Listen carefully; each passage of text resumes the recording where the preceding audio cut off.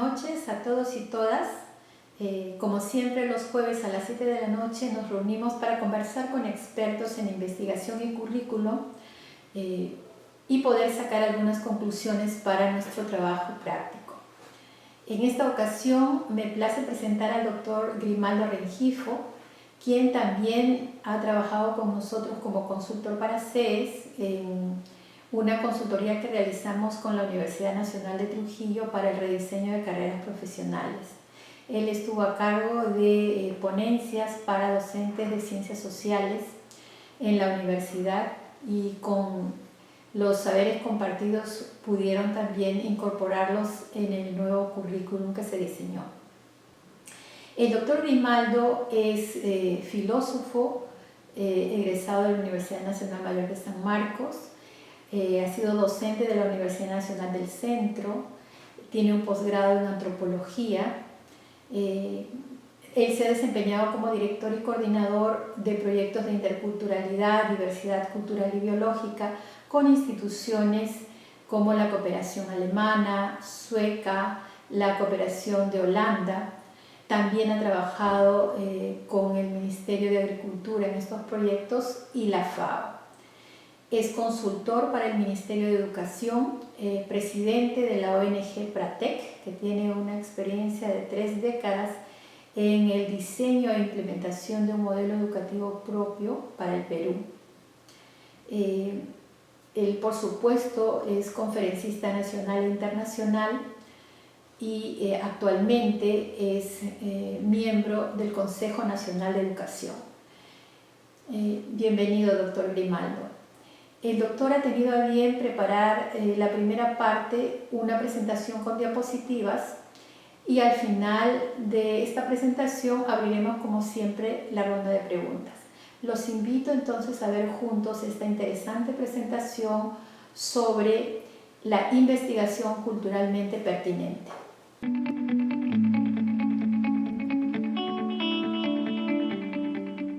Buenas tardes con todas y todos. Agradezco la invitación de Lourdes Leiva, de la consultora educativa especializada, para conversar con ustedes sobre un tema que se me ha solicitado respecto a la investigación culturalmente pertinente. En mi experiencia de educador, yo lo quisiera cerrar a lo que podría ser algunas reflexiones derivadas de la experiencia nuestra de hacer, por un lado, por otro lado, estimular, provocar, promover investigaciones educativas culturalmente pertinentes, que es un poco lo que he venido trabajando, colaborando con docentes de algunos lugares, particularmente del Perú, y en especial de la zona andina y la zona amazónica.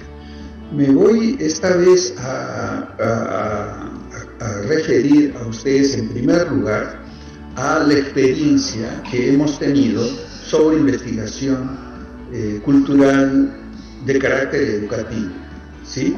Este es el tema que voy a conversar con ustedes en un primer bloque, ¿sí?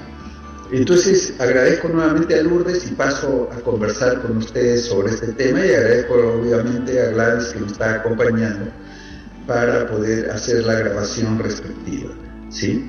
Entonces miren ustedes el tema ahora, cómo nosotros lo hemos estado haciendo, y luego sobre eso quisiera hacer algunas reflexiones, ¿sí? La siguiente, por favor, ¿sí? Sí, la siguiente lámina.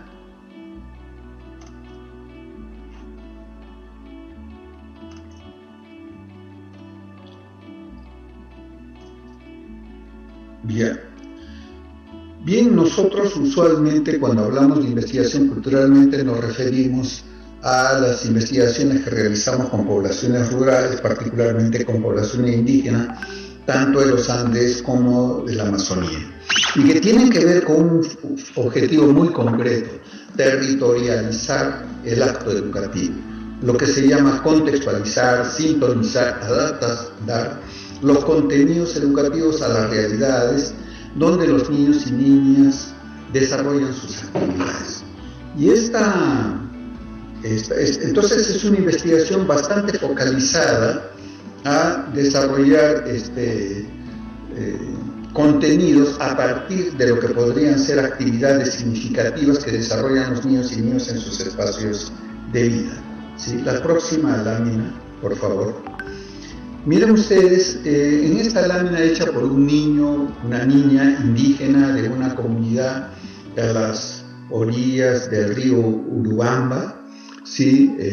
Cerca de Camisea, encontré este dibujo hecho por un niño de primaria, tendría unos 9 años, obedeciendo una solicitud hecha por su docente para expresar el lugar donde él vivía.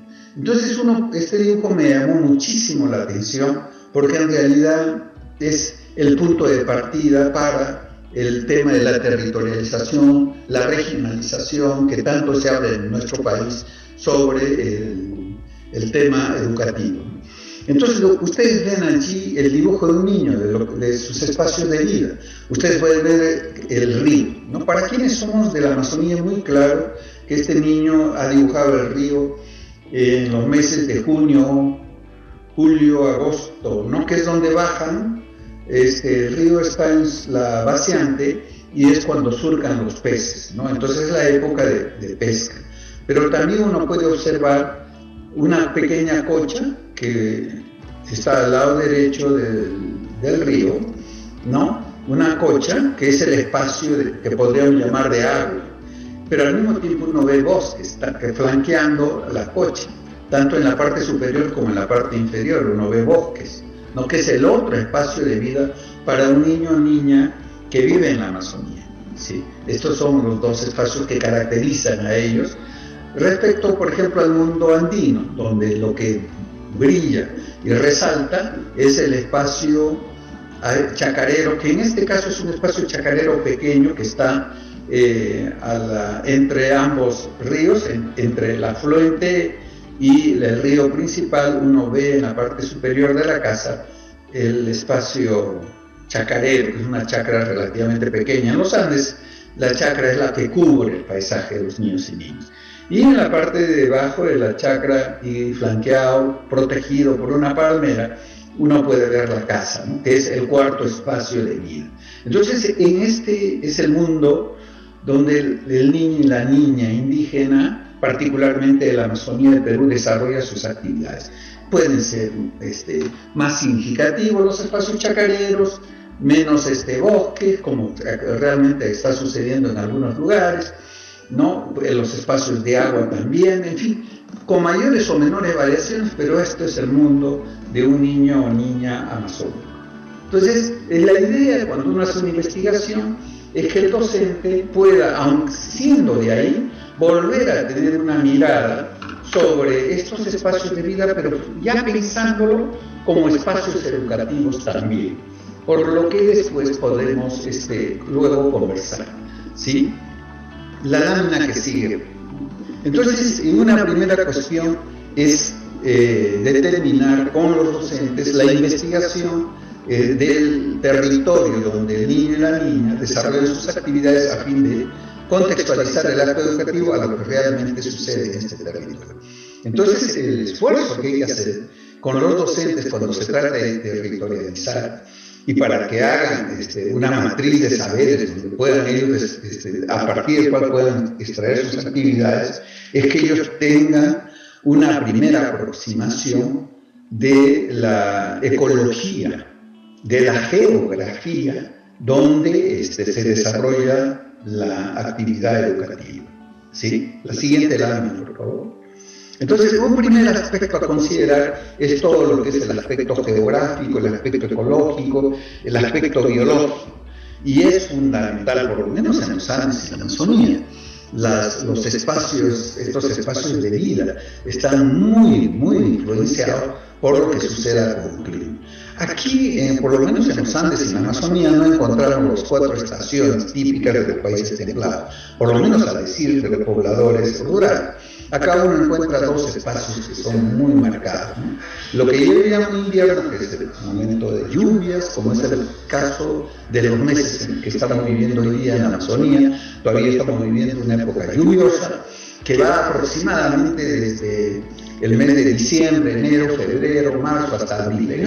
En abril ya empieza a decaer, en mayo ya decaen las últimas lluvias y en junio obviamente empieza lo que se conoce como el verano. Estas dos estaciones o ciclos climáticos influencian la vida del poblador en los Andes y la Amazonía, y es fundamental conocerlo.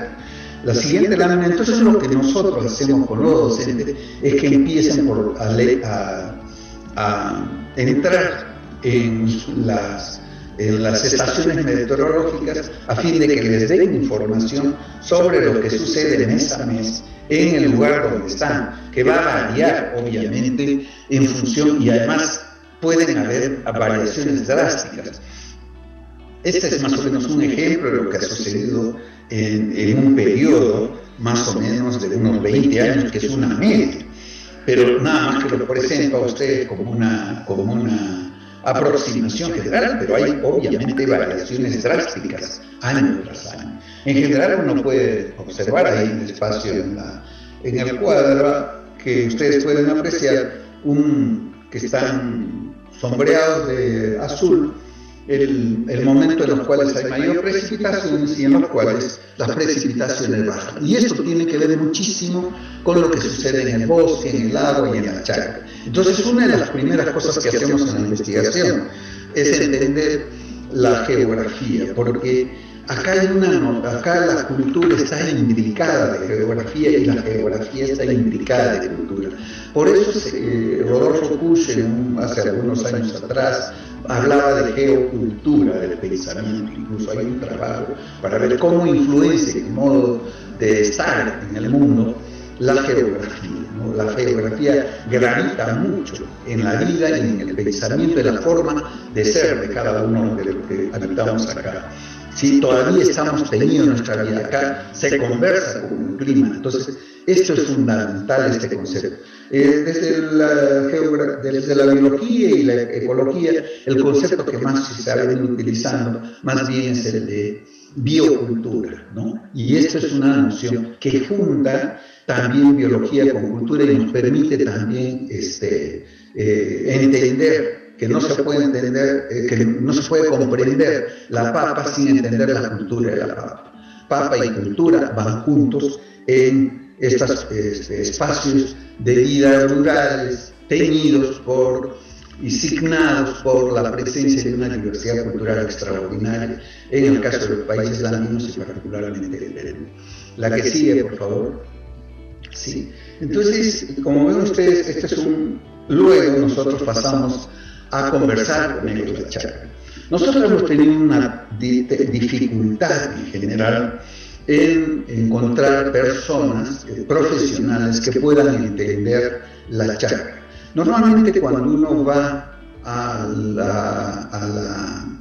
las facultades, ¿no?, de ciencias agrarias, a las facultades de agronomía, de nuestras principales instituciones educativas superiores en la Amazonía, lo que normalmente se enseña, se investiga, no son tanto las disposiciones, la diversidad biocultural asociada con la agricultura y los ciclos alrededor de la vida chacarera, ¿no? Esto es una atención bastante marginal respecto más bien a la agricultura moderna y a cómo transformar este espacio en monocultivos. Esta chacra indígena, esta chacra campesina, muchas veces tiene poca atención. Entonces es bien, yo diría, los cursos sobre la agricultura tradicional andina y amazónica todavía no guardan en nuestras instituciones de formación superior el peso que deberían de guardar, dado la importancia que tiene esta agricultura en la vida, no solamente campesina, sino en la vida de nosotros, los habitantes de la zona urbana. Habida cuenta que en gran medida el 60% de los alimentos que consumimos viene de la pequeña agricultura. Y la pequeña agricultura se realiza fundamentalmente con los saberes que tienen los pequeños poblados, la pequeña agricultura, las familias indígenas y campesinas, y que tiene una vieja tradición. Habida cuenta que nosotros en el país somos un centro de origen de plantas cultivadas.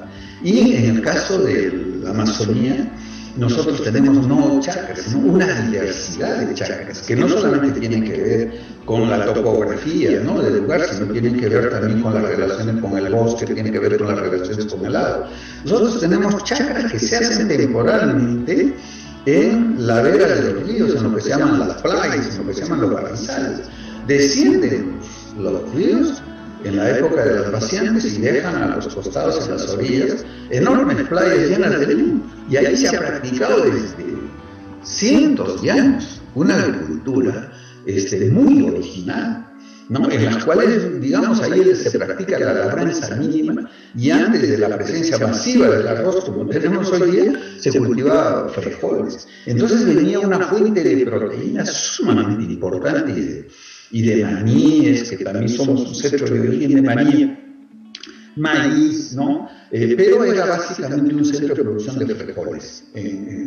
Ahora tenemos muchísimo menos de estas leguminosas y en gran medida tenemos la presencia de arrozales ahí. Pero esa es una chacra. Luego tenemos las chacras de la zona continentales, algunas inundables y otras no inundables. Entonces nosotros tenemos en realidad una diversidad, y en una chacra inundable se cultivan ciertos cultivos que son distintos por ejemplo, un plátano, una yuca no va a aguantar las inundaciones salvo de determinado tipo de variedades. ¿Me explico? Entonces estos usualmente son sembrados en las partes altas, ¿no?, donde no llega la inundación. Entonces tenemos chacras inundables, chacras que se realizan en las playas, y chacras, por ejemplo, que se realizan en las zonas no inundables. Y tienen que ver estas chacras no inundables con los ciclos entre el monte y la chacra. Entonces tiene que haber muchísima comprensión entre los ciclos del monte y los ciclos de la chacra, ¿no? Entonces estas comprensiones usualmente no tienen mucha presencia en la reflexión y en la investigación académica. Y esta es una dificultad cuando uno va a conversar con los docentes, ¿no?, sobre investigaciones culturalmente pertinentes. Porque uno tiene que conversar sobre la vida. Acá están los niños y niños con sus padres, cotidianamente, porque de eso depende de su sobrevivencia. Entonces, conocer es un elemento fundamental. Por eso es que hacer una investigación que derive en un calendario que luego va a transformarse en un instrumento para determinar los contenidos temáticos a conversar con los niños y niñas en las aulas. Para el docente va a ser fundamental conocer estos espacios de vida, porque al mismo tiempo que son espacios de vida, espacios productivos, son espacios educativos. Aquí se regenera una especial cultura educativa que es importante conocer. Entonces, este es un desafío, ¿no?, que hay que ver profesionales que lo puedan hacer. Estamos viendo la posibilidad aquí incluso de que sean los jóvenes indígenas con un mínimo de preparación que puedan elaborar estos calendarios y puedan explicar a los docentes cómo se cría una chacra en los Andes y en la Amazonía. La siguiente, por favor. ¿No? El otro espacio de vida, como ustedes pueden ver, son los bosques. Y tampoco hay bosques, el bosque es una palabra genérica, pero hay bosques de altura. Y además los bosques no son los mismos, hay bosques de palmeras, bosques de cetico, bosques de moena, según el tipo de árbol se juntan en asociaciones y conforman rodales que en cierta manera agrupan, según los tipos de suelos donde están, determinado número de especies, determinado tipo de especies, ¿no? Entonces, y alrededor del bosque también se desarrollan pues otros tipos de sucesiones vegetales y animales que son sumamente importantes. Entonces en el bosque no solamente hay plantas, sino también se estudian muchísimo y se tiene que ver los ciclos del bosque, bosques de altura, pero hay también bosques que están a las orillas de los ríos y son bosques inundables. Y en cada uno de estos tipos de bosques hay un cierto tipo de plantas, hay un cierto tipo de animales, hay ciertos tipos de vegetación secundaria, hay larvas, hongos, qué sé yo, gran parte de la comida de los pobladores de acá dependen de lo que sucede en el bosque. Y los niños y niñas acompañan a sus padres en las tareas de recolección de los frutos del bosque y del cual dependen en muchos casos su propia alimentación. Pero también los bosques, como hemos visto en la chacra, están vinculados con muchos bosques se transforman en chacra. Las chacras, muchas chacras son estacionales, 4, 5, 6 años. Hay pocas chacras que son permanentes. La mayoría después de un periodo se vuelven bosques, lo que se conoce como enturmamiento. Entonces, el investigador tiene que conocer, cuando se trabaja de una investigación culturalmente sensible, o vuelvo a decir, la geografía, la biología, la ecología del lugar donde está. Entonces, y los bosques están bastante vinculados con la chacra, pero también están vinculados con el agua, por lo que vuelvo a decir, hay incluso animales como peces que se alimentan de los frutos del bosque, especialmente los bosques ribereños. Entonces hay bastante concentración en bosques como los épicos, por ejemplo, que están muchas veces a la orilla de los ríos y botan sus frutos en determinadas épocas del año, y entonces son alimento de los peces. Entonces hay pues interrelaciones. Y este tipo de profesionales que encontramos muchas veces en las universidades son bastante especializados en agricultura, otros son especializados en aguas continentales, que son los biólogos, y otros que son los forestales, que son especializados en bosques. Sin embargo, una atención que uno tiene que tener en las investigaciones culturales, por lo menos en la Amazonía, es que todo esto es interrelacionado. Y entonces es otro tipo de pensamiento, otro tipo de mentalidad la que genera esta geografía, ¿no? Por eso es que hay una suerte de un pensamiento anclado, arraigado, en el cual la geografía gravita bastante para poder entender las formas incluso en los cuales se regeneran y se transmiten los saberes en estos espacios de vida. Pero ahí no acaba. Miren ustedes lo que sigue ahora, el otro espacio de vida, que es el agua. El agua pues, es el espacio de vida donde están, prácticamente el agua es el espacio no solamente de provisión del agua, ¿no? Tanto en los riachuelos, en los ríos, es el espacio de navegación, es el espacio de transporte, es el espacio de comunicación, es el espacio de diversión, etc. El agua es fundamental en la Amazonía, un poco menos, quién sabe, que en los Andes, salvo en el lago Titicaca, donde el agua pues, es fundamental en la vida social, económica, productiva, cultural de los pobladores aymaras que están alrededor y quechos alrededor del lago Titicaca. Pero el agua es un espacio fundamental. Entonces, el agua pues, en las bastianas, cuando los ríos bajan su caudal, hay una presencia muy importante de cardúmenes de peces, ¿no? Que surcan por alrededor de estos ríos de la Amazonía, desde las partes bajas, desde los lagos, donde han pasado por un periodo de reproducción de desove. Entonces empiezan, cuando bajan los ríos, a surcar, y entonces ahí durante 2 o 3 meses, particularmente las comunidades que viven alrededor de los ríos, viven de la pesca. Entonces, conocer, para poder territorializar, para poder contextualizar la educación, el docente tiene que conocer bastante de este espacio educativo. Entonces, una investigación culturalmente pertinente en la Amazonía, con fines educativos, inevitablemente, aquí simplemente estoy refiriéndome a esto, pero para los conocedores del agua esto puede ser no solamente una clase, sino muchas clases para poder entender lo que hacen los pobladores en este espacio de vida. El siguiente espacio de vida es la casa, entonces ustedes pueden ver. Entonces en la casa hay pues, se desarrolla una serie está muy ligado a lo que se pasa en la casa, es lo que muchas veces pasa en los otros espacios de vida. Está muy asociado a las actividades. Por ejemplo, lo que se cocina depende mucho de lo que se saca del bosque, del agua y de la chacra. Es decir, la cultura culinaria es una cultura sumamente exquisita que depende muchísimo de la producción de estos tres espacios de vida. Pero no solamente hay una cultura culinaria, hay una cultura de sanación. Me explico que tiene que ver con un conocimiento fino de lo que son las plantas medicinales, ¿no? Y sus atributos para la sanación, la curación de diversos males que usualmente tenemos los pobladores que habitamos en la Amazonía.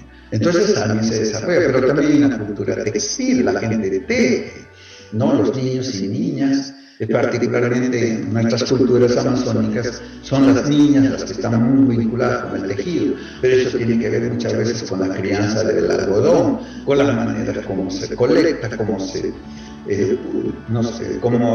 desmonta, cómo se prepara los hilos, cómo se teje, para quién se teje, en qué momento se teje. Hay una cultura alrededor, lo mismo que con la cerámica.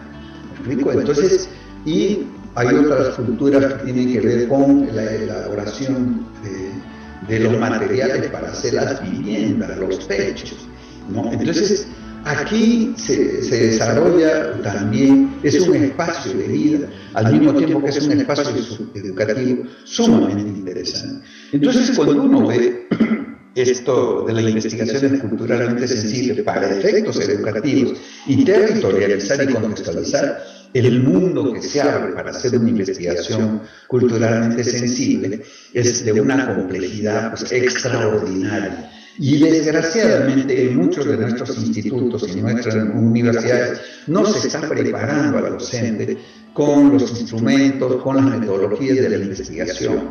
Se habla sobre el calendario ya cuando egresa, pero el calendario no muestra una foto de lo que significa toda una necesaria preparación para conocer este mundo, que es los mundos donde los niños y niñas viven.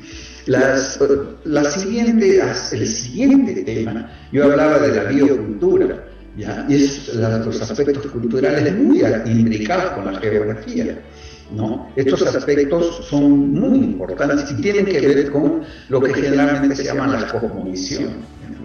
Entonces, este es otro tema sumamente de interés y tiene que ver con unas comprensiones que tienen que ver con las disciplinas que se acercan más a la antropología y que desgraciadamente muchas veces en las facultades de educación y en los institutos, en las escuelas pedagógicas, hay poco desarrollo de todas estas maneras otras, ¿no?, de ver el mundo, y que tienen que ver, sin embargo, con la regeneración de la vida en estas comunidades, y que el docente tiene que entenderlos, porque ese es el niño o niña con todo ese valor cultural al que viene. Un aspecto, por ejemplo, muy importante a tener para comprender lo que se hace en estos espacios de vida es cómo conversa el humano con la naturaleza. Fíjese, tiene que ver con lo que se conoce como las señas. Es decir, no hay actividad, la lámina que sigue, por favor, que se realiza sin conversar con la naturaleza, ¿ya? Y entonces, por ejemplo, en el caso de las comunidades donde acabamos de conversar con el abuelo, y cuándo es el momento para sembrar yuca, y él te va a decir en el quinto día después de el cambio de luna. Y entonces, en general, cuando tú le preguntas, oiga, pero ¿por qué tiene que ver con la luna? Yo puedo sembrar donde quiera. Y te dicen, no, es que la luna sale. ¿Me explico? Entonces, cuando él te va a decir, tú puedes, como muchos docentes, podemos decir, esos son mitos, cuentos, supersticiones de los abuelos. Entonces, un aspecto sumamente importante, interesante y crucial, que tiene que ver con estas comprensiones otras del mundo, es este tema de que la actividad no es suficiente del humano en su ejecución. Entonces, cualquier práctica tiene que ver conversación con las señas. Entonces, este es un elemento muy importante a tener en cuenta. Entonces, aquí estamos, si quieren ustedes, en otra episteme. Estos son los espacios de vida, también son espacios educativos que deben ser entendidos con su propia epistemología. Entonces, ¿cómo es que se conoce acá? ¿Cómo es que se aprende? en el mundo acá. Entonces hay que tener en cuenta acá un aspecto que los antropólogos generalmente hablan, de que también la naturaleza tiene agencia, también, al igual que el humano, también desarrolla actividades de hacer chakra, los animales hacen chakra, ¿no? La luna es chacarera, también hay lunas machos, lunas hembras, lluvias machos, lluvias hembras. Entonces, la naturaleza comparte los mismos atributos que el humano, lo mismo que el humano comparte de muchos atributos. De ahí que muchos de sus pensares son pensamientos analógicos. Él siempre se está vinculando, se está asociando, se está comparando con la naturaleza, ¿no? Porque ambas son personas y ambos desarrollan sus propios mundos en conversación entre ellos. Entonces, no hay actividad en la cual el humano lo haga sin conversar con la naturaleza. La siguiente lámina, ¿sí? Por ejemplo, en muchos de los casos, los propios, aquí hemos encontrado indígenas que nos dicen, para nosotros trabajar la chakra de felicidad, cuántas veces con buen trato que damos a las plantas, de una resultan 2 y 3 variedades. Y él dice, la chakra te enseña, ¿no? Te enseña. O sea, no solamente el humano te enseña, sino también la chakra te enseña, las plantas te enseñan los suelos, te enseñan la luna, te enseñan los astros, te enseñan los pájaros, te enseñan la floración de los árboles, te enseñan los ríos, todos te enseñan. Entonces, la enseñanza, el conocimiento, no solamente es un atributo humano, sino es un atributo de todo cuanto existe. Ese es un tema sumamente importante, necesario entender, porque esto tiene que ver con otra manera, cómo se configura el conocimiento. Acá no estamos en la relación sujeto-objeto, ¿no? Esta es una comprensión, porque si no, lo que nos dice el indígena, lo que nos dice el campesino, como sucede con muchos docentes, cae en el campo de las supersticiones, ¿no? De los mitos, de las leyendas, de las falsas creencias que tienen estos indígenas. Entonces aquí creo que se requiere, en una investigación culturalmente sensible, comprender, entender otras epistemologías que las que nos han enseñado dentro de la academia cada uno de nosotros. Pero este es un elemento a tener en cuenta. Fíjense, la otra dimensión de las comprensiones culturales son los secretos. Fíjense, una cuestión clave que nosotros vemos aquí, por ejemplo, y que es común, es que cuando vamos a la chacra, una mujer, por ejemplo, no puede ir si está con su menstruación. No, este es un tema, ¿no? Entonces, desde la ciencia, desde el pensamiento racional, puedes tú preguntarte las relaciones de causa-efecto, ¿qué tiene que ver una cosa con otra? ¿Sí? Entonces, por ejemplo, acá para sembrar yuca, que es quinto día después de la luna, hay que comer huevo, pero cocinado, ¿no? Para que la yuca salga también, como ellos llaman, polvo, sea similar a la yuca. ¿Me explico? El palo cavador con el cual yo voy a hacer, por ejemplo, el hueco para poner el esqueje, el tallito de la yuca, no puede ser cualquier palo cavador, tiene que ser un palo cavador que venga de un árbol como el café que da harto fruto, por ejemplo, ¿no? O de cualquier otra planta que tenga atributos que lo va a colaborar, la nueva planta va a imitar, ¿no? Los atributos y las características que tiene el tacarpo, que es este palo cavador con el cual yo hago el hueco para introducir el tallo de yuca. Entonces son los famosos secretos, ¿no? Entonces aquí por ejemplo, cuando yo voy a sembrar yuca, ¿no? Yo tengo que ir alegre, ¿no? Puedo cantar, puedo silbar, pero, por ejemplo, es muy diferente cuando uno está viendo a un agricultor o a una agricultora cuando está sembrando frijol. Por ejemplo, está callado, no puede silbar, ¿no? Porque si silba, le está llamando, ellos dicen, al ratón para que venga a comer sus semillas de frijol que acaba de plantar. Entonces lo realiza de otro modo. Entonces cualquier actividad que realiza está en correspondencia con lo que le sucede al humano, le va a suceder a la naturaleza, y lo que le sucede a la naturaleza le sucede al humano. Entonces aquí es otra concepción, no es el humano manejando la naturaleza, no es la naturaleza el recurso sobre el cual el humano despliega su poder. Acá la naturaleza no le pertenece al humano, el humano es parte de la naturaleza. La misión en este caso del humano no es manejar. Esa palabra terrible que todavía está en boca de muchos que trabajan en los aspectos culturales, manejo, explotación, recursos, por ejemplo. Acá no vas a escuchar eso en los idiomas indígenas. No, el humano cría la naturaleza porque al mismo tiempo es criado por ella. Entonces las relaciones de crianza recíproca. Y este verbo sí lo encuentras en los idiomas indígenas. Incluso cuando ellos hablan en castellano, se refieren a la crianza.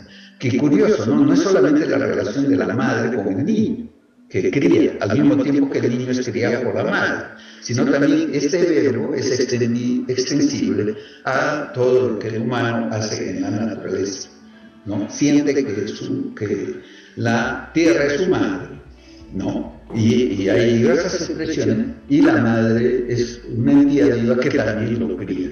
Y las relaciones que tienen que ver con la madre naturaleza son relaciones de mucho cariño y mucho cuidado entre uno y otro, ¿no? Entonces el humano no se siente más que un nudo de este tejido, ¿sí? Dentro del cual su misión es más bien criar, ¿no? Porque se entiende que el mundo es un tejido, donde uno es nada más que un nudo, pero con la gran responsabilidad de evitar que ese tejido finalmente hecho se desteja, ¿no? Entonces las actividades nuestras, sí, las plantas están en un periodo de floración, la mujer no está, pues cuando está en su menstruación, particularmente ya digamos en un proceso en el cual ya está arrojando líquidos que no son útiles en la regeneración de la vida, la yuca está en otro momento. Entonces, el momento del humano debe coincidir con lo que le sucede a la naturaleza. Los aymaras, por ejemplo, cuando un joven va a tocar un instrumento, los instrumentos, como se entiende que también hay una música en la naturaleza, el humano, la música que toca y los instrumentos que toca deben sintonizarse con la música de la naturaleza. Si uno está en carnaval, está en invierno, los instrumentos tienen que estar en conexión con el invierno. Entonces uno no puede tocar una música que corresponde al invierno y tampoco un instrumento, y puede entonar una música que corresponde al verano en el invierno. Entonces, ¿qué es el humano? Aquí el humano no es más que un nudo que está destinado a criar y a regenerar la vida. Entonces, nosotros mismos somos un tejido interno, nosotros mismos somos deidad, nosotros mismos somos naturaleza, porque cada vez que tomamos, y esta es otra comprensión, una planta, somos la planta. ¿Me explico? Y dice que la planta está en mí. Por ejemplo, cuando se toma en la Amazonía plantas medicinales.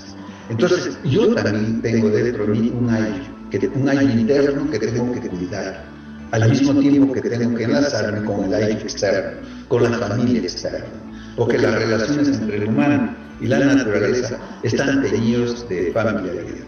Estos aspectos, por ejemplo, son muy importantes cuando conversamos con los docentes en lo que podríamos llamar estas investigaciones culturalmente sensibles. Hay que tener en cuenta que estamos haciendo una investigación en un mundo que tiene otra comprensión. Entonces hay que conversar con ellos dentro del contexto que nosotros estamos indagando, haciendo estas exploraciones de investigación. Lo que ocurre usualmente con la mayoría de las investigaciones, yo diría, o que gran parte de estas investigaciones hechas en universos culturales, cuando se aplican todos los criterios externos de pensamiento, de formas de codificar la vida, de entenderla, ¿no? Trasladamos nuestros instrumentos que corresponden a otro modo de ver la vida. Realmente lo que uno tiene son caricaturas que los desacreditan muchas veces. Entonces dice, no tienen tal cosa, no tienen tal cosa, no tienen tal cosa, ¿no? Y nunca dicen, tienen tal cosa, pero son de otro modo como ver.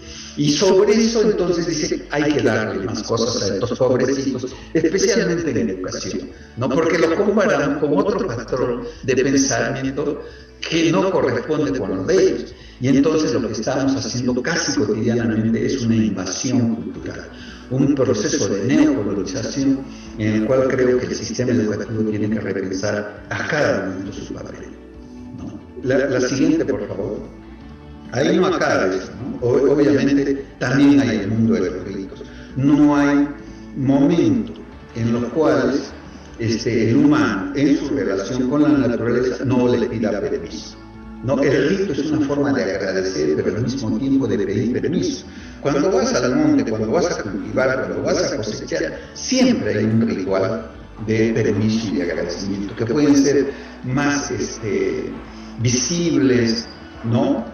Mucho más pomposos en algunos casos, y en otros simplemente es un agradecimiento a la Madre Tierra con una coquita, un agradecimiento a la Madre Tierra con un poquito de chichita y todo lo demás, lo cual revela una relación de respeto profundo que uno tiene por las personas que contribuyen con uno a la regeneración de la vida. Sobre el mundo ritual uno puede hablar muchísimo porque hay espacios rituales, no es igual el espacio ritual andino que el espacio ritual amazónico, y en la Amazonía también hay 44 pueblos y cada quien tiene su propio modo de agradecer, de mantener una relación de respeto, porque cada momento la vida también se deshilacha, cada momento la vida se entra en procesos de crisis. Entonces hay que ritualmente volver a esta relación de armonía cotidiana, y en gran parte del rito cumple una función fundamental.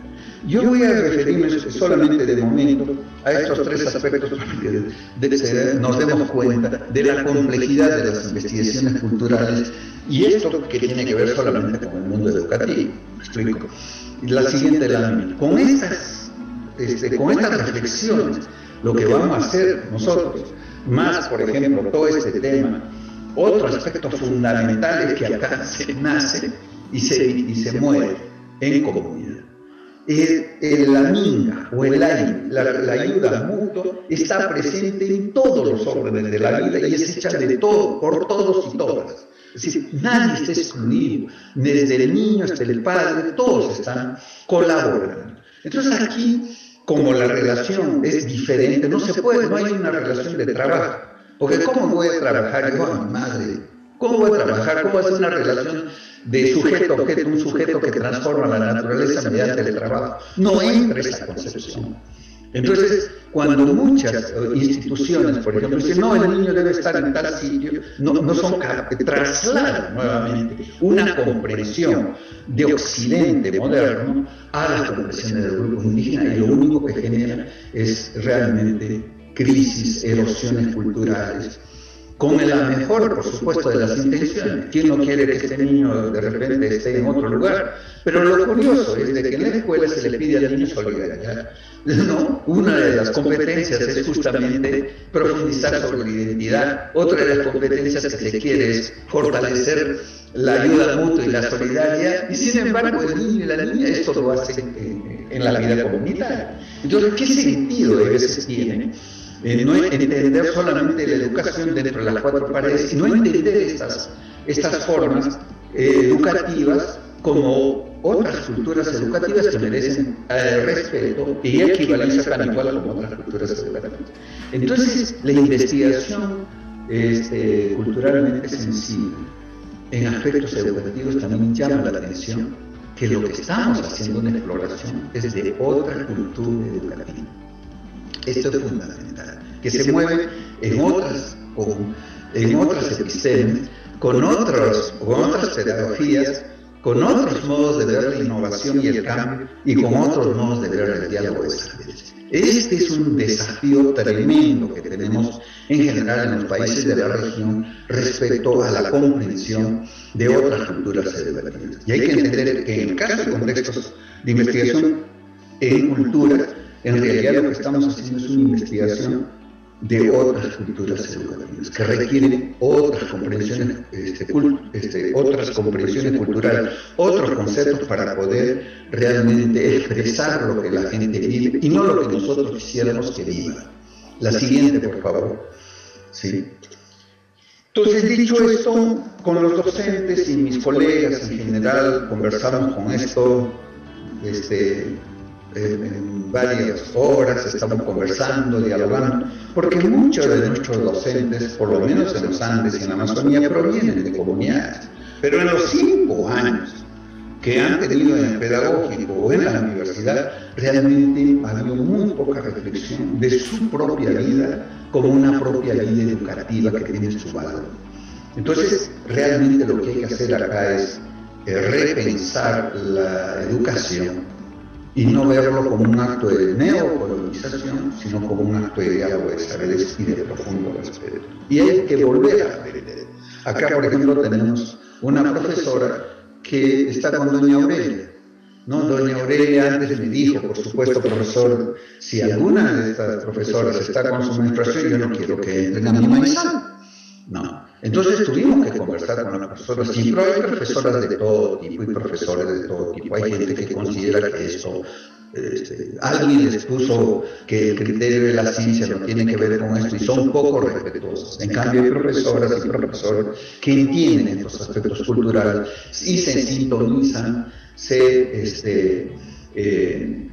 digamos, muestran una empatía con lo que la campesina y el campesino vive y van a conversar con ellos, mostrando un profundo respeto por la sabiduría que nuestras abuelas y abuelos nos pueden conversar, a condición de abrirse a la escucha. Y esto es fundamental.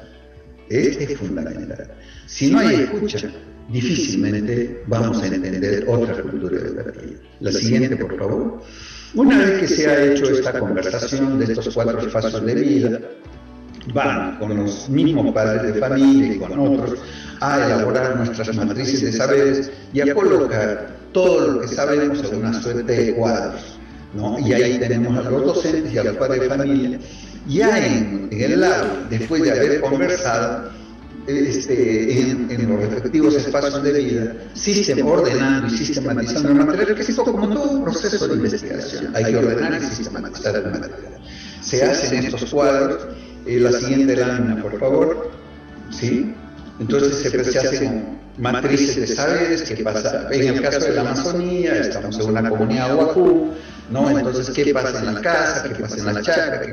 Y mes por mes, ¿no? Y entonces se va teniendo un cuadro anual de actividades que se realizan en esto con sus señas, con sus secretos, con sus ritos, se hacen estos cuadros para que el docente tenga una comprensión del territorio desde una perspectiva. Entonces, ¿por qué muchas veces el calendario se ha hecho como un procedimiento más? No, de una mañana, un par de horas viene un docente, no viene un padre de familia, lo cita y esto lo hace en el aula. Y no hay todo un proceso de inmersión, de investigación en la comunidad para extraer a partir de ahí una suerte de fotografía que nos muestre la diversidad y la complejidad de la vida indígena o campesina. Entonces es importante hacer esta matriz porque luego de acá es que vamos a sacar los contenidos. Primero ver las actividades significativas y vamos a sacar los contenidos de lo que son proyectos o experiencias de aprendizaje. Y lo que viene, lo que sigue es justamente la elaboración de lo que en general conocemos como los calendarios, que son los dibujos, que lo hacemos con los padres de familia y que son en algunos casos unas bellezas de dibujo que nos son de gran utilidad en nuestras tareas educativas. La que sigue, por favor, y luego se concluye muchas veces todo esto con la elaboración de un dibujo que en algunos casos, y yo diría que en la mayoría es un despliegue lindo, porque hay niños y niñas, padres de familia, que se los acompañan, que se los, digamos, suministra un poco de colores, un poco de cartulinas, y son capaces de dibujar, de hacer unas bellezas, que en algunos casos adornan realmente bien las instituciones educativas y son una fuente increíble de inspiración y de obtención de contenidos. Todavía, claro, en el país, hablo del Perú, particularmente en algunas zonas todavía, necesitamos un esfuerzo para que estos no sean unas láminas que están allí colgadas en las instituciones educativas, sino sean una fuente de referencia básica y fundamental para el desarrollo de los contenidos educativos de nuestras sesiones de aprendizaje. Muchas gracias.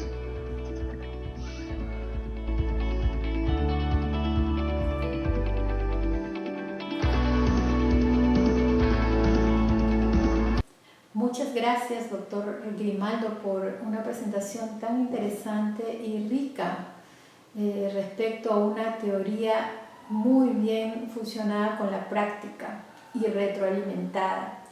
Hay varios conceptos que usted nos ha dado respecto a nuevas epistemologías, nuevas pedagogías, una investigación dialogante, etc. En este momento, entonces, vamos a poder ampliar la conversación y el diálogo al respecto con las preguntas de nuestros participantes. Tenemos una primera pregunta, doctor Grimaldo. ¿Cómo tendría que ser la investigación? ¿Cómo se inicia una investigación? ¿Cómo se seleccionan los temas de una investigación culturalmente sensible? Que hay veces tiene estos cursos de investigación, es que les dan el tema y se agotan en las metodologías cualitativas y cuantitativas. En mi principal ocupación y preocupación es qué es el tema que te mortifica a ti como docente. No me hables del sujeto-objeto, lo que pasa allá. No, ¿qué te pasa a ti? A ti como docente de tal lugar, ¿qué te pasa? ¿Qué te fastidia? ¿Qué te molesta? Y sobre eso investigas. No me hagas la relación sujeto-objeto de investigación. Y entonces yo cambio la perspectiva. ¿Qué te molesta a ti? Porque si no tienes un tema que te ocupa y te preocupa, tu investigación siempre será sobre la catarata, sobre lo que está sucediendo, en esta clara separación entre el sujeto y el objeto. Yo tengo la impresión que las metodologías de investigación, principalmente creo que en pregrado, pero particularmente yo que hago algunas actividades de acompañamiento en los diplomados y en las maestrías, es fundamentalmente qué te ocupa y qué te preocupa. No me escribas de cosas abstractas y de lo que están afuera, y no me preocupo de los métodos cualitativos y cuantitativos, porque eso viene después. Lo importante es qué te motiva, porque si no, tu canción no lo vas a entender ni tú mismo, menos lo vas a poder comunicar a los demás. Entonces, tienes que escribir. ¿Y qué cosa? Eso es lo que te motiva, te fastidia, te convoca. Y sobre eso creo que es muy importante empezar a trabajar. Entonces, si no hay motivación, es como para los docentes. Los docentes tenemos la primera regla. Si el niño no tiene interés, no va a aprender. Igual es en la investigación. Si no hay un motivo mucho más profundo, la investigación se convierte en una recopilación de información y de datos y de ordenamiento según reglas estadísticas. Y ahí están. No voy a dar los ejemplos porque hay ejemplos bastante cercanos que hacen investigaciones que ahí están, hasta se copian. No quiere el país. Y yo creo que es importante desarrollar una cultura investigativa que pasa no por los métodos, los métodos son secundarios, es como el bastón que te ayuda, pero no te motiva. Tú tienes que tener la motivación para caminar y después agarras el bastón. Pero acá hemos empezado primero con la regla de investigación, con las metodologías y muy poco con la motivación más profunda del docente. Creo que en ese sentido, mi querida Lourdes, yo acudo mucho a la imaginación y al interés, a la motivación, y los que estamos al costado del docente debemos acompañar eso, porque también los cursos de investigación en el pregrado y en el posgrado, es agarrar los manuales de investigación cualitativa y cuantitativa y hacer nuestros cursos sobre eso. Y la impresión que yo tengo es que eso está bien. Yo le digo, hay una biblioteca y lee, pero conmigo vas a hablar, más bien vamos a hablar de persona a persona. Sí, coincido realmente, totalmente con usted. A veces nosotros resultamos también ser colonos mentales de teorías que no son realmente nuestras culturas, ¿no? En otras culturas se entiende muy bien, en Europa, pero acá diferente. Por ejemplo, esta idea que usted menciona en otros sitios de que en el aula tiene que haber una minga de saberes. Si yo me voy a Noruega, Alemania, y le digo a los profesores alemanes, ustedes en su aula tienen que hacer una minga de saberes, no lo van a entender. No lo van a entender o van a tratar de ver. Y a veces me parece que eso nos pasa a nosotros, que escuchamos algunas, no sé, pues algún descubrimiento, alguna propuesta teórica, etcétera, que hay que adaptarla a nuestra realidad. Si a mí me dicen, tienes que hacer una minga de saberes, o me dicen, tienes que crear un conflicto cognitivo, yo tengo que ver, según mi cultura, yo entiendo mucho más que me digan, tienes que hacer una minga de saberes. Entonces creo que a veces eso, el tener solo teorías foráneas, ¿no?, también invisibiliza mucho, ¿no? Entonces un profesor, por ejemplo, de repente ve algo que le parece importante, pero como no hay ninguna teoría que lo sustente, abandona la idea. Y al abandonar la idea perdemos mucho como investigadores.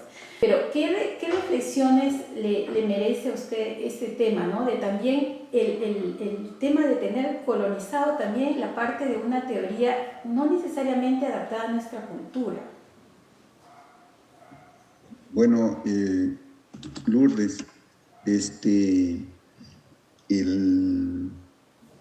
hay que también repensar el lenguaje, ¿no?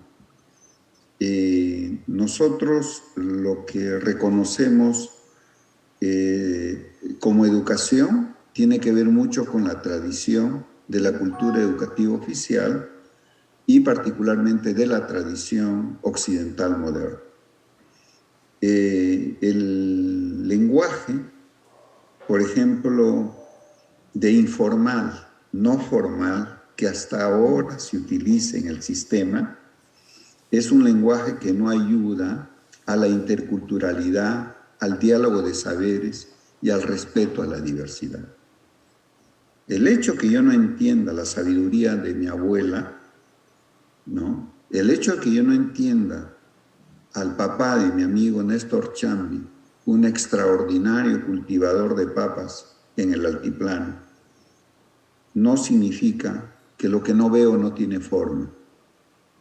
¿Cómo es posible que pueda cultivarse en este país 4.200, 4.400 variedades de papa con un sistema de regeneración de saberes, con sistemas de conocimiento amorfos o sin forma?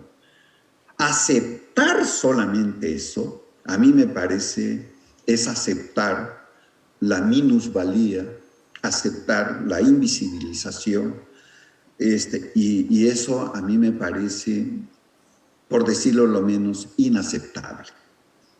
Inaceptable. Es decir, si yo vengo de alguna tradición, peor aún, inaceptable que el saber de mi abuela se le califique como amorfa, como sin forma. Porque luego lo que viene es darle forma a lo que no tiene forma. ¿Y cuál es la forma que yo conozco? Toda la teoría, la filosofía, la nociología y todo el bagaje epistemológico de la cultura occidental moderna. Entonces, ¿qué hace el docente? Darle forma, encapsular aquello, ¿ya? Ponerle hacer la horma, ¿no?, en función del modelo que tiene, ¿no? Entonces fuerza a la vida a adaptarse a la horma teórica que tiene y no adapta la horma a la diversidad de la vida. ¿Sí? A pesar, oye, de que son amazónicos, a pesar que hablan nahuatl, a pesar que hablan quechua, no es garantía que respeten a su propia cultura. Algo pasa con mis amigos.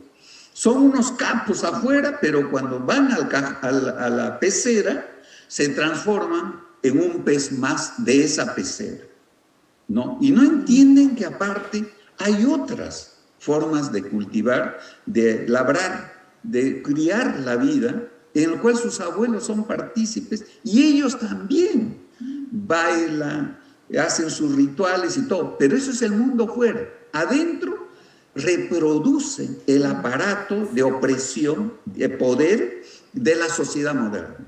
Entonces no me digan acá que están haciendo educación liberadora, por Dios, para nada.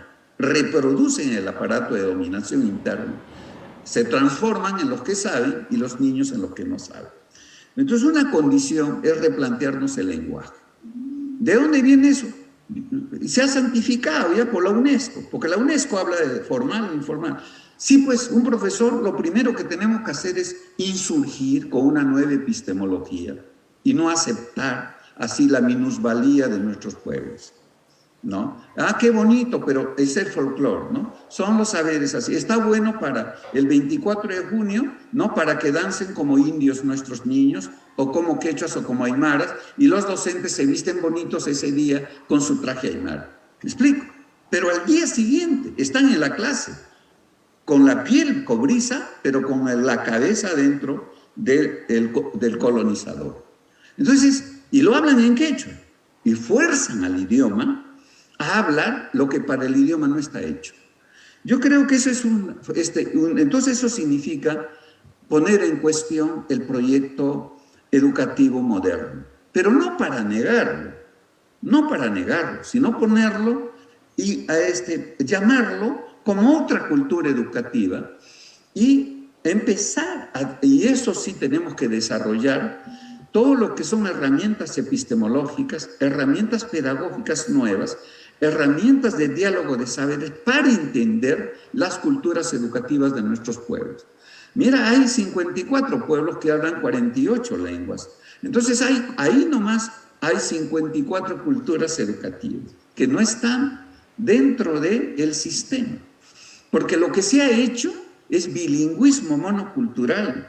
Casi todas las lenguas ya tienen su diccionario y sus vocabularios y los textos hechos en ese idioma. Pero ¿cuál es el contenido? Es el contenido occidental moderno, pero usando ya el idioma shawi, el idioma quechua, el idioma aymara. Entonces necesitamos una hornada de docentes que se rebelen contra eso. Yo quisiera realmente una rebelión pedagógica en el país, porque este proyecto educativo no va más. Es un proyecto monocultural que está en la base de la crisis civilizatoria moderna.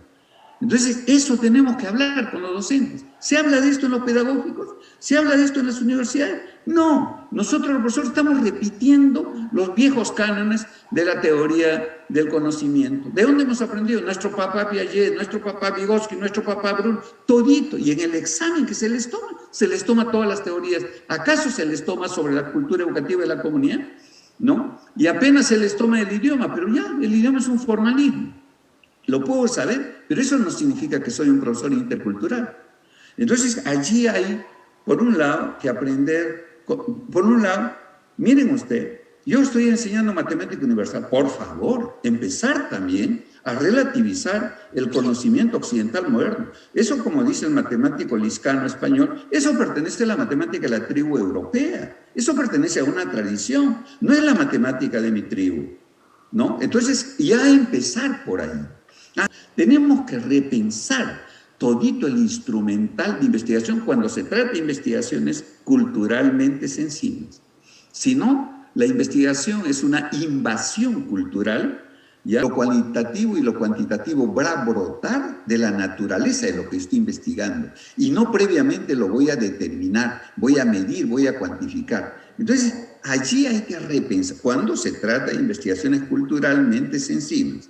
En la otra investigación se pueden mandar como dicta el canon, ¿no? Además no le van a aprobar su doctorado si no lo hacen así. ¿Me explico? Entonces, no intervenir, sino dialogar.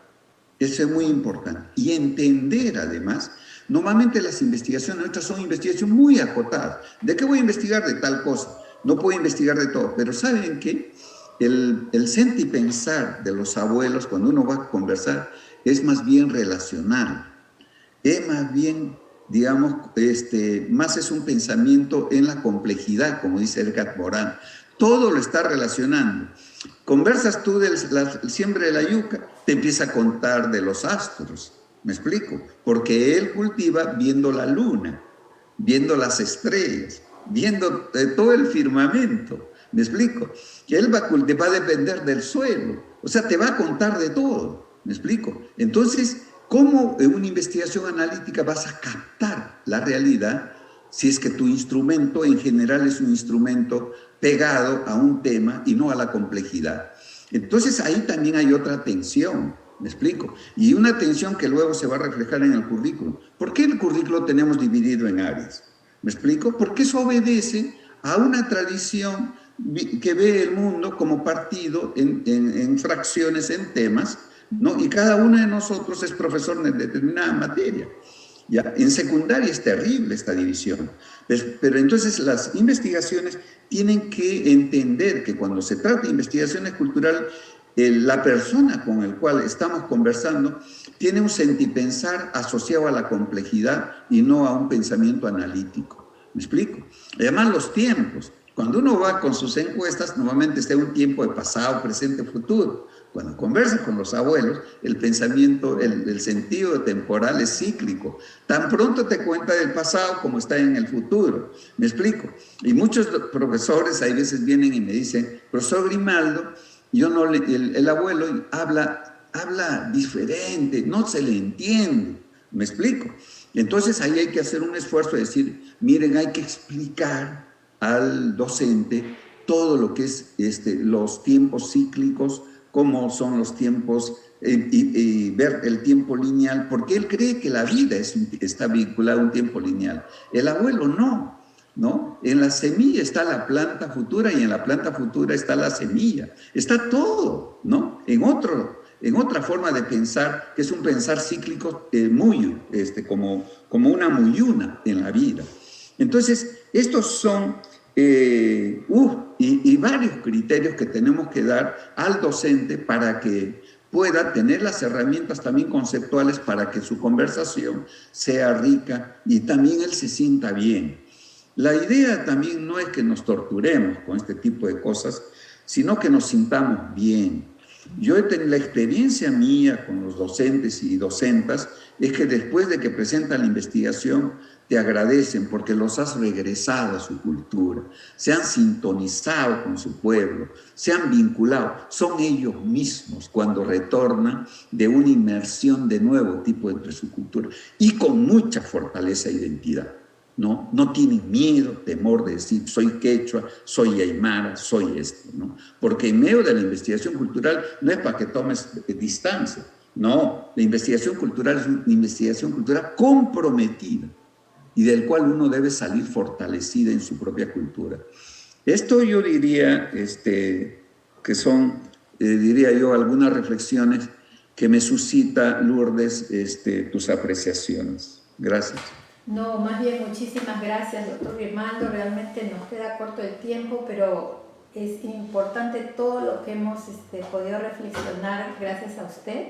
Y también invitar a todos a que puedan revisar un poco las experiencias que la tienen, creo que también en Pratec, y tienen varias publicaciones y tienen videos, ¿no? Que pueden tranquilamente ingresar y leer. Educando a la diversidad, a los niños, etc. Es un trabajo que realmente inspira y sobre todo también, como usted dice, son los profesores, los autores que van también conversando ahí, dando sus puntos de vista junto con el análisis, ¿no? Muchas gracias y de todas maneras hasta la próxima vez que podamos contar con ustedes para u otros eventos. Muchas gracias, Lourdes. Que tengan muy buenas noches y muchas gracias por la invitación. Hasta pronto. Buenas noches. Hasta pronto. Muy buenas noches, profesor.